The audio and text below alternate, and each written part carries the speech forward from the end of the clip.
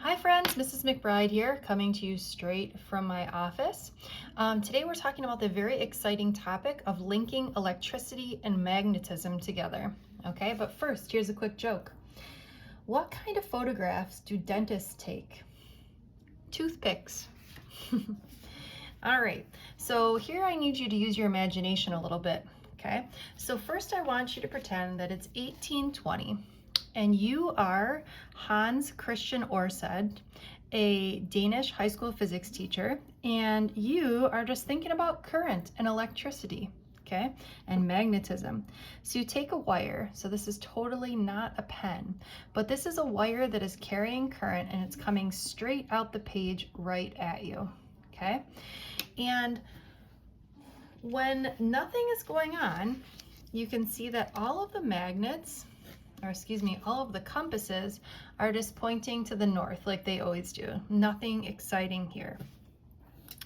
But when you turn on the current in that wire, okay, remember the wire that's coming straight out like this, you see that the compass needles start to turn and they don't all point north again.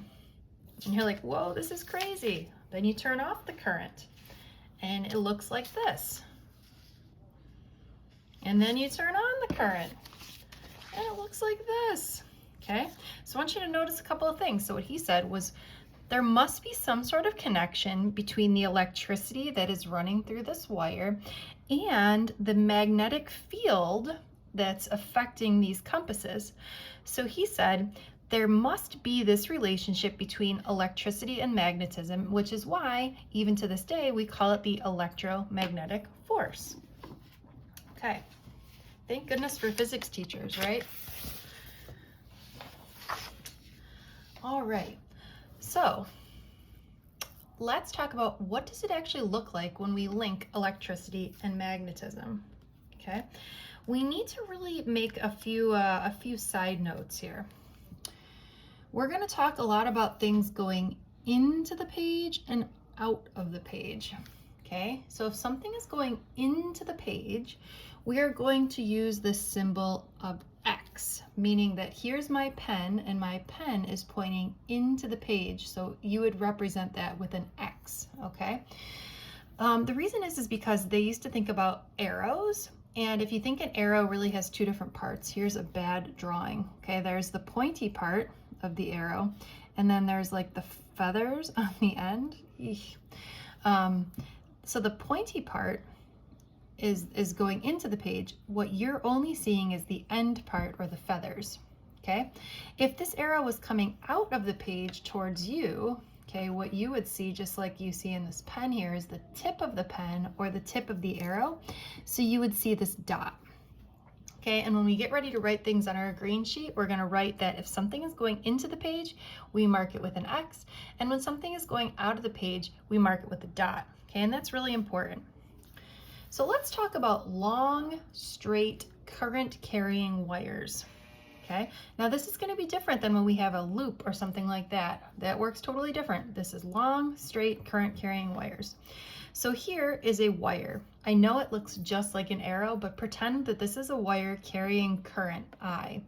We're gonna do what's called right-hand rule number one. Right-hand rule number one obviously says start with your right hand. Your thumb is going to point in the direction of current.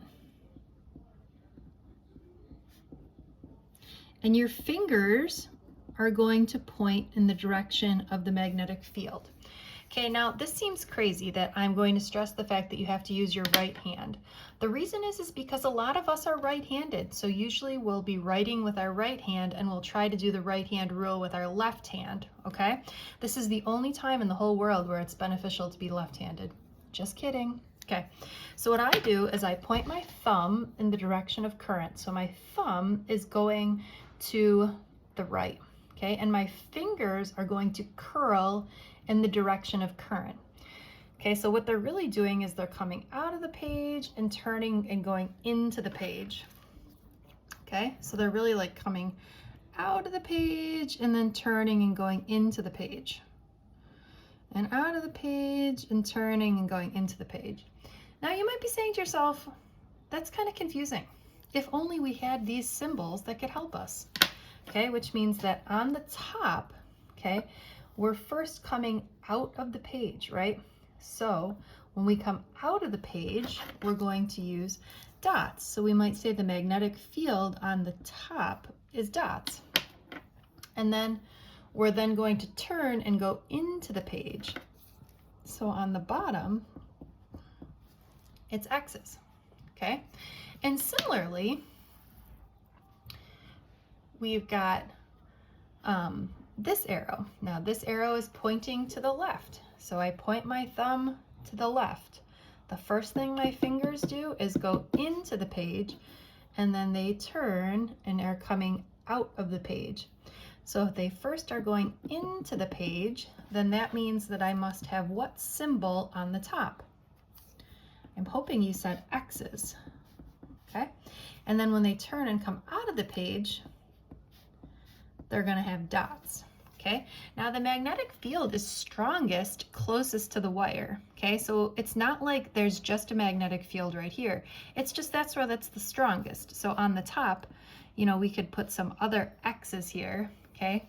But the magnetic field is strongest closest to the wire, but it's really like a three-dimensional thing. It's just hard to draw that way, okay? Similarly, let's pretend that this is the wire and this is coming out of the page, okay? Well, my fingers are curling in the direction of the magnetic field, which to me looks like it's counterclockwise. So sometimes you might see this drawn this way, counterclockwise. Okay, this magnetic field is going into the page. Okay, it's sort of hard to show this. So your fingers are curling, hopefully you're doing this along with me, your fingers are curling around in the clockwise direction, okay? And I can guess that you're saying to yourself, gee, I wish there was an equation that would help us calculate it. Well, guess what? You're in luck. Here we go. The equation is this, that the magnetic field, or B, is equal to mu naught I divided by 2 pi r. Okay? So let's write this down again. So B is the magnetic field. Remember, this is measured in Teslas. Mu naught, I'm not even going to talk about what this means, but I'm just going to tell you that this has a value of 4 pi times 10 to the negative 7 Tesla meters per amp. Okay, remember I is current and it's measured in amps, and R is radius, measured in meters. Okay, so let's go ahead and put this on our green sheet. Now I'm going to start a new panel here, and again, sorry that mine is white, and I'm going to call this magnetism. Okay, and we have the equation B equals mu naught I over 2 pi r. And then down here,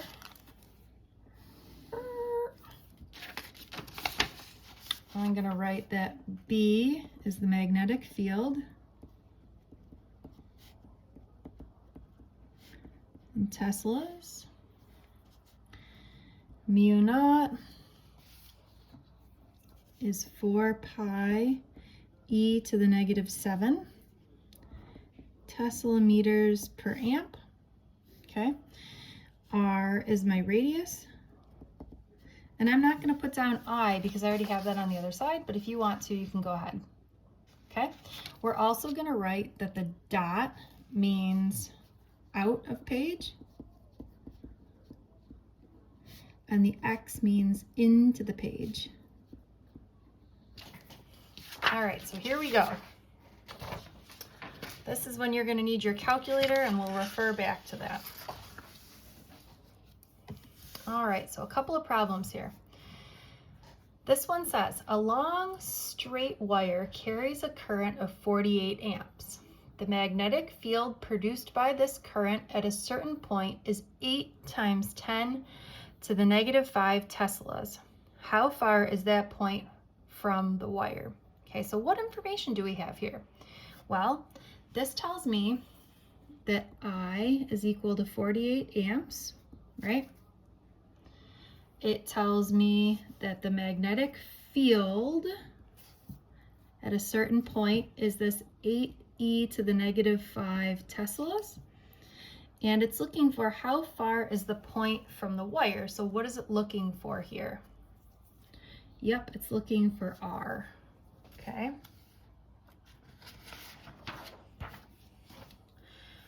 So we're gonna use the equation B equals mu naught I divided by 2 pi R, okay? And I'm gonna use that 8e to the negative 5 equals this part right here. Again, this is my 4 pi e to the negative 7 times my I, which is 48, divided by 2 pi times R. Okay, so how do I solve this? Well, first thing I'm gonna do is multiply both sides by 2 pi R to get that out of the denominator, okay? So you should be able to find a number for this, and then also a number for 2 pi times 8e to the negative 5. Okay, so let's do this one. 2 pi times 8e to the negative 5. Okay, let's put this in scientific notation. Okay, so I'm going to get 5.03 e to the negative 4. So this is R times 5.03 e to the negative 4 equals 4 pi e to the negative 7 times 48. Okay, and this gives me 6.03 e to the negative 5.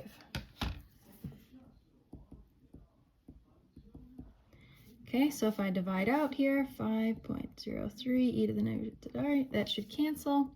5.03 e to the negative 4, okay?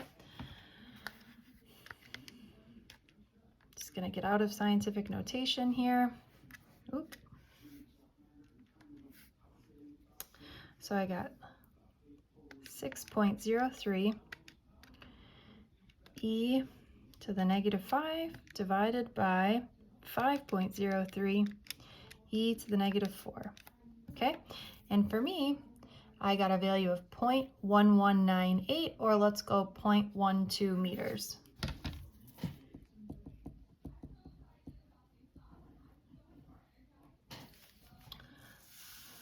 All right. Last question for today. Here we go. This one says, what is the direction of the magnetic field at point P due to the current in the wire? Okay, so again, don't make this mistake and use your left hand. Put your pen down, point your thumb in the direction of current. So my thumb is pointing to the right, just like the current is. Okay, at point P is on the top, and in the top, my fingers are going out of the page. Okay, when my fingers are going out of the page, that means that this is a dot, or at point P, we have out of the page. Okay. This picture here says a student draws the following diagram representing the magnetic field generated by a straight current carrying wire. There are two problems with this though. Identify them and redraw. I'm going to start by redrawing my wire here. Okay. And what are the problems? What do you see? Well, hopefully you're saying this wire is not really straight, Mrs. McBride, but other than that, it looks like on both sides of the wire, the magnetic field is going into the page, but we know that's not true, right? So when my finger is pointing this way in the direction of current, okay, on the top, my fingers are coming out of the page, and on the bottom, my fingers are going into the page. So for me, we definitely need to put dots on the top and X's on the bottom, okay? The second problem I see is that all of these are equally spaced, which would make me think that the the magnetic field is the same as it is close as when it is far away, which is not true.